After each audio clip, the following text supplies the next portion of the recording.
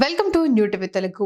తెలంగాణ మంత్రి కొండా సురేఖపై వేసిన కేసును ప్రముఖ సినీ హీరో నాగార్జున వెనక్కి తీసుకున్నారు.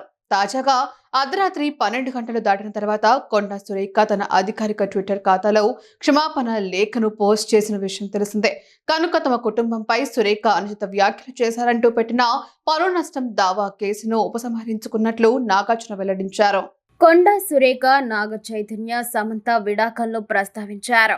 కేటీఆర్ వల్లే వారు విడాకులు తీసుకున్నారని ఆరోపించారు. ఈ కామెంట్స్ రాజకీయంగా పెద్ద దుమారం రేపాయి. మంత్రి వ్యాఖ్యలను అక్కినేని ఫ్యామిలీ తీవ్రంగా ఖండించింది. తన కుటుంబ పరువుకు నష్టం కలిగించారంటూ నాగార్జున ఆమెపై పరువు నష్టం దావా వేశారు. తాజాగా అర్ధరాత్రి 12 గంటలు దాటిన తర్వాత కొండా సురేఖ తన అధికారిక ట్విట్టర్ ఖాతాలో ఈ క్షమాపణ లేఖను పోస్ట్ చేశారు. నాగార్జున ఆయన కుటుంబాన్ని కించపరచాలనే ఉద్దేశం తనకు లేదని స్పష్టం చేశారు. తన వ్యాఖ్యల వల్ల వారు బాధపడి ఉంటే అందుకు తాను చింతిస్తున్నట్లు తెలిపారు. గతంలో తాను చేసిన వ్యాఖ్యలను వెనక్కి తీసుకుంటున్నట్లు ప్రకటించారు.